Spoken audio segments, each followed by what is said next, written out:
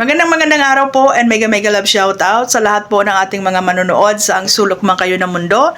Magandang umaga, magandang tanghali at magandang gabi po sa ating lahat. Sana po ay nasa mabutang kalagayan. Ito na naman po si Kapitana ni Heights, ang kapitan na walang barangay pero maraming tanod ang nakabantay. So another reaction video na naman guys ang ibibigay natin dito sa mga nagre-reaction din sa atin.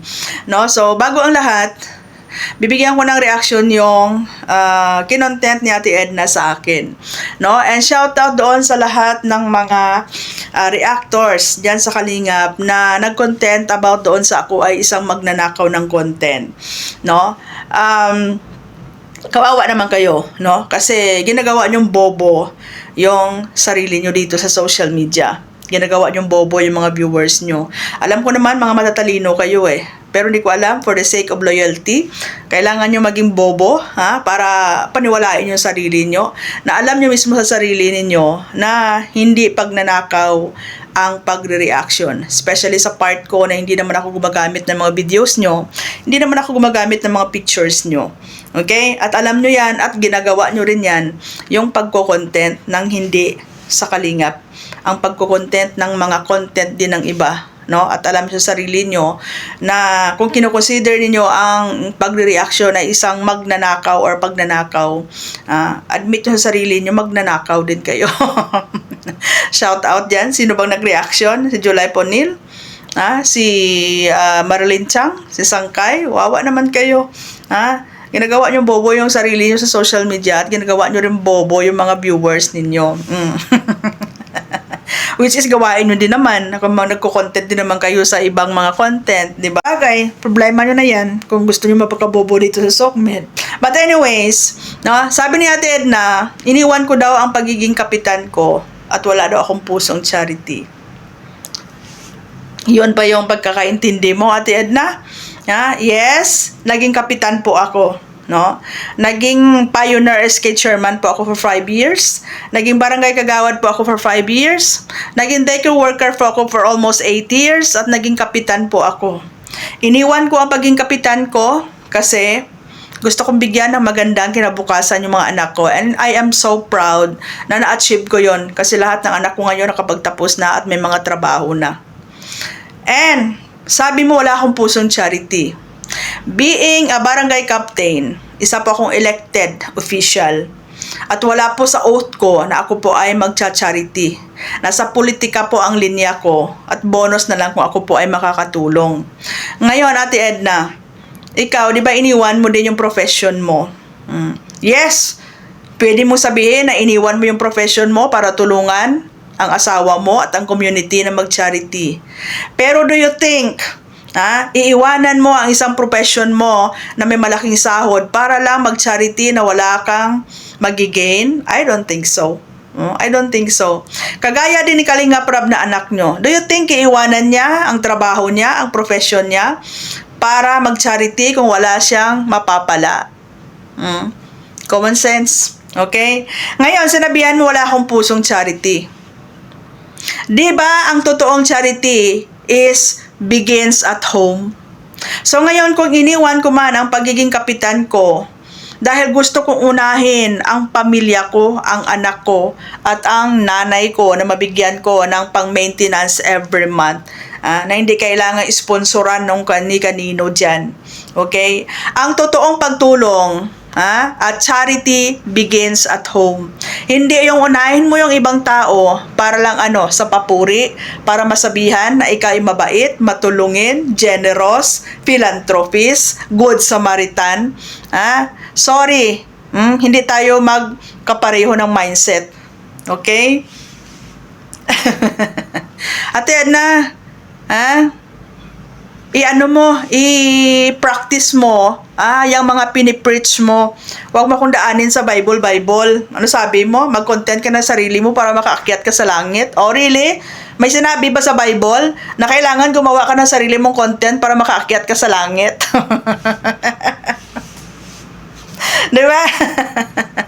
Ngayon, Nagagalit itong mga reactor dito sa content ko about yan sa mahirap issue na yan.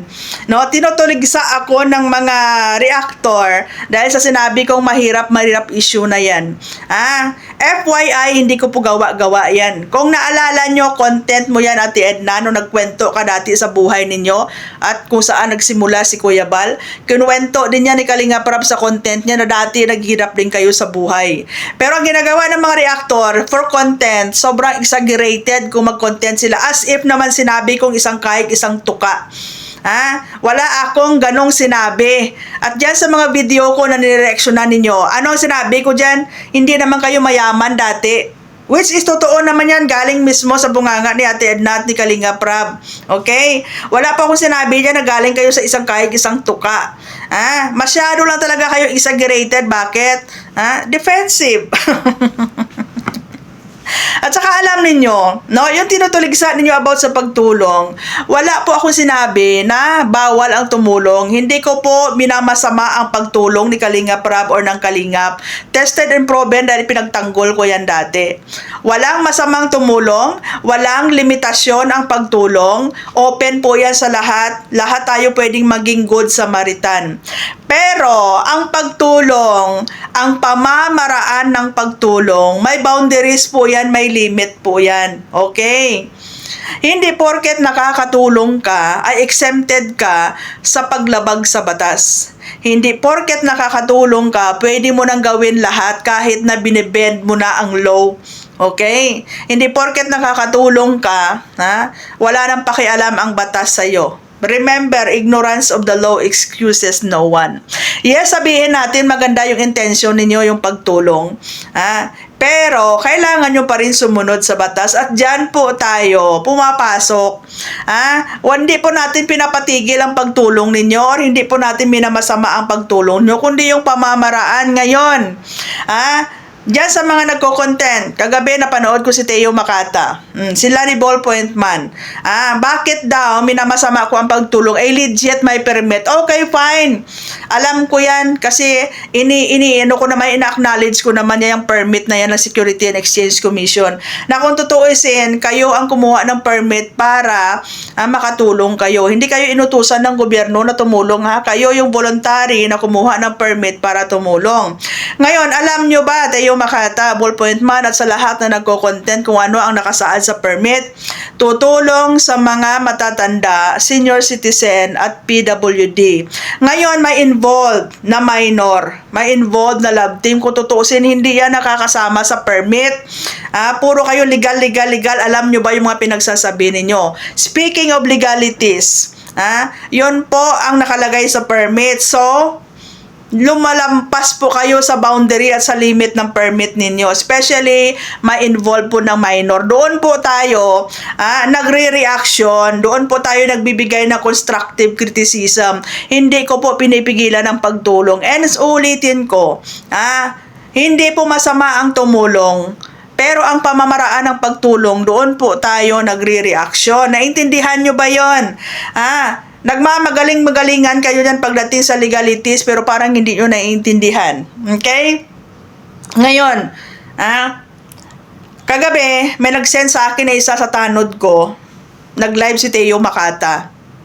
4 yung viewers niya. Andoon ako, 3 yung viewers na, isa ako sa 4. Nagulat ako, andoon si Marilyn Pablo. Your father is not a good leader, pero sumanib sa good leader, meaning to say you're not a good follower. Okay, saan ba nagsimula ang issue ng 200k? Diba sa channel ni Marilyn Pablo. Ni Marilyn Pablo. Ngayon, andoon siya sa live ni Teo Makata. 3 lang yung viewers, isa siya doon. Napapaisip ako, kasi itong si Teo Makata, demonetize ang channel nito. Matagal na itong hindi nag-active sa kanyang YouTube. Okay. Bago ito mag-activate ulit ng kanyang channel dyan, gumagala-gala ito sa mga live, nakapasok nga yan sa live ko Hindi kaya Teo Makata, ikaw ang nag-feed about sa issue na 200K. Kasi issue yan sa Team Abot Kamay kung saan magkakasama tayo dati. Itong si Teo Makata, sila ni Ballpoint Man, magkakasama kami niyan dati sa Team Abot Kamay. Nakatira yan, tumira yan sila sa Team Abot Kamay as a charity vlogger ng Team Abot Kamay.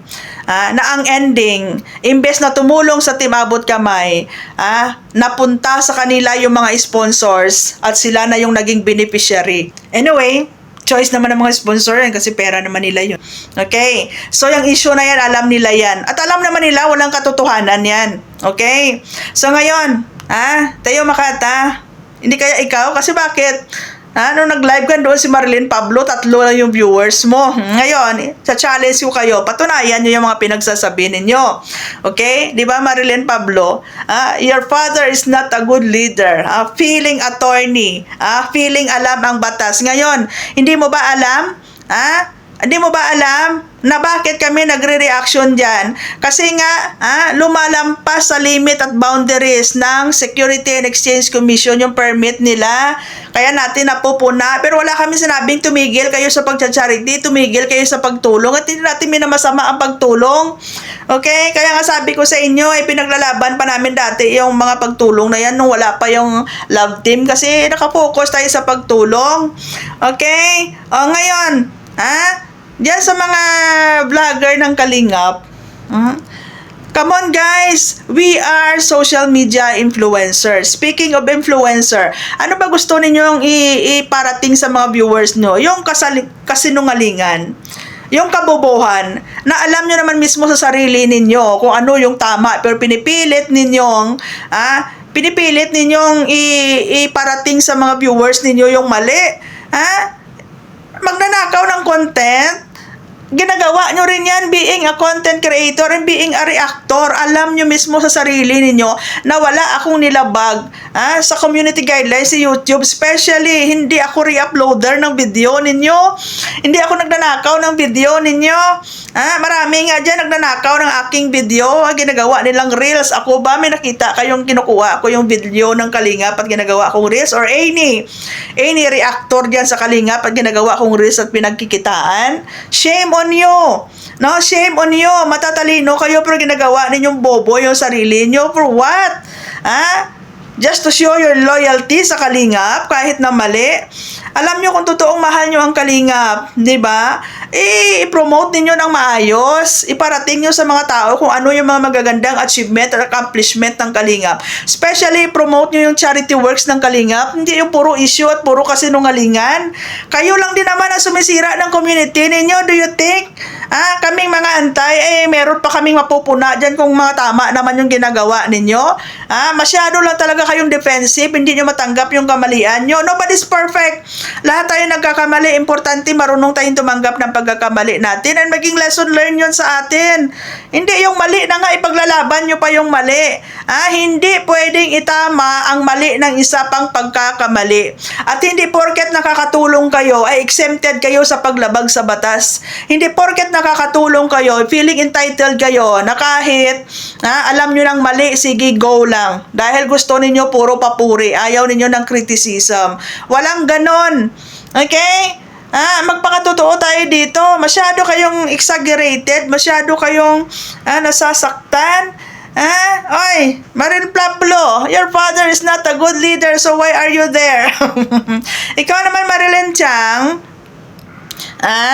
oy, umayos-ayos ka din.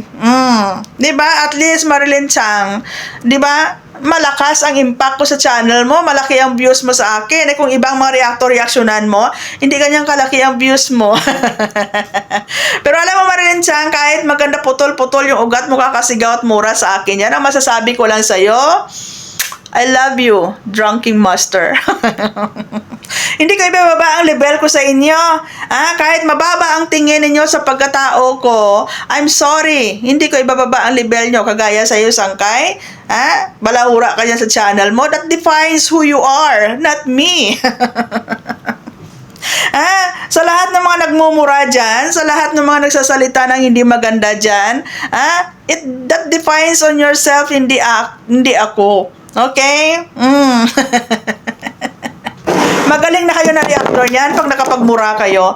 Magaling na kayong reactor niyan pag nanggagalaiti kayo sa channel nyo. At least ako, may basihan yung mga pinagsasabi ko dito. Okay? Hindi kagaya nyo. Sa totoo lang, yung sabihan ninyo ako magnanakaw. Alam nyo yung technique nyo dyan sa Kalingap? Kung hindi kayo nagpa-personal attack, slandering yung ginagawa ninyo. Okay? So, sino ngayon ang naninira? And remember, nasa charity community kayo. Okay? Alam ninyo kung ano yung tama at mali. Pero gusto nyo lang, kahit mali, gusto nyo yung tama. Paminsan-minsan, matuto din tayong tumanggap ng pagkakamali. At aminin nyo, kahit gaano kayo katalino, minsan may natutunan pa rin kayo sa mga tao na akala nyo ay bobo. Gets nyo? So, kita-kits tayo pag may time ako, pag may live. Maraming salamat. God bless everyone and ingat.